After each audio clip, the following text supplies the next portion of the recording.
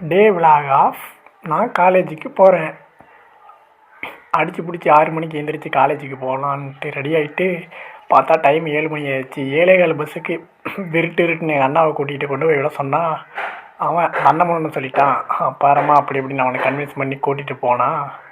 ஒரே மழையிலேயே நனைஞ்சிக்கிட்டு போகலாமா வேணான்ட்டு ஒரு முடிவோடையே போயிட்டுருக்கேன். அந்த மழை வேறு பேஞ்சிகிட்டே இருக்குது. பார்ப்போம் இன்றைக்கி டே எப்படி இருக்குன்ட்டு. நீங்கள் யாராவது இப்படி மழையிலேயே நனைஞ்சிட்டு காலேஜ் தான் முக்கியன்ட்டு போகிறவங்க யாருன்னா இருந்தால் இல்லை உங்கள் ஃப்ரெண்ட்ஸ் அப்படி யாராவது இருந்தால் கமெண்ட் பண்ணுங்கள்.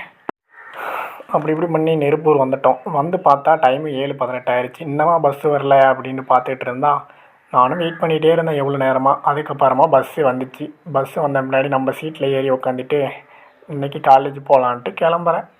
கொஞ்சம் தூரம் போனதும் பஸ்ஸு நின்றுடுச்சு. என்னடான்னு பார்த்தா ஹைஸ்கூல் வந்துடுச்சு. இங்கே தாங்க நான் படித்த ஸ்கூலு.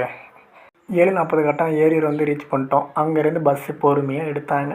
மழை வேறு பேஞ்சிக்கிட்டே இருந்துச்சு மறுபடியும். அதுக்கப்புறமா நம்ம போகிற வழியில் தான் எங்கள் காலேஜ் இருக்குது. நான் யூஜி பண்ண காலேஜ். அங்கே நம்ம கிளாஸ் ரூம்லாம் பார்த்துட்டு அப்படியே கிளம்புனோம். நம்ம போகிற வழியெல்லாம் டோரா சொல்கிற மாதிரி காடு மலை எல்லாம் தாண்டி தான் வரணும்னு சொல்லுவாங்கள்ல, அது மாதிரி தான். இப்போ நம்ம காடு மலையெல்லாம் இதெல்லாம் தாண்டி தான் காலேஜ் போகணுமான்னு எனக்கு வெறுத்தே போச்சுன்னா பார்த்துக்கங்களேன். லைட்டாக தூங்கிட்டேன். அப்புறமா பெண்ணாயிரத்தில் வந்து ஒரு தாத்தா வந்து பக்கத்தில் இருந்தவர் எழுப்பி விட்டார். தம்பி பஸ் ஸ்டாண்டு வந்துருச்சுப்பா எந்திரிப்பான்ட்டு. அப்புறமா ஃபைனலாக பெண்ணாயிரத்தை வந்து ரீச் பண்ணிட்டோம். இப்போ அடுத்து வந்து காலேஜ் பஸ் ஏறி காலேஜுக்கு போகிறோம். 9:27க்கு பஸ் வந்துச்சு. சரின்ட்டு பஸ்ஸில் ஏறி காலேஜ் போகலான்ட்டு பஸ்ஸில் ஏறினேன். ஏறி நம்ம சீட்டில் உட்காந்துட்டு இருந்தோம். இங்கேருந்து 15 கிலோமீட்டருங்க காலேஜுக்கு. ஒரு வழியாக பெண்ணாயிரத்துலேருந்து பஸ் எடுத்துட்டாங்க. அப்படி இப்படின்ட்டு ஒரு 10 ஆட்டம் காலேஜுக்கு வெளியே வந்து பஸ்ஸிலேருந்து இறங்கி காலேஜுக்குள்ளே போயிட்டுருக்கேன். 5 hours later.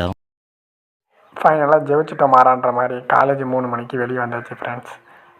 நெக்ஸ்ட் வீடியோவில் பார்ப்போம்.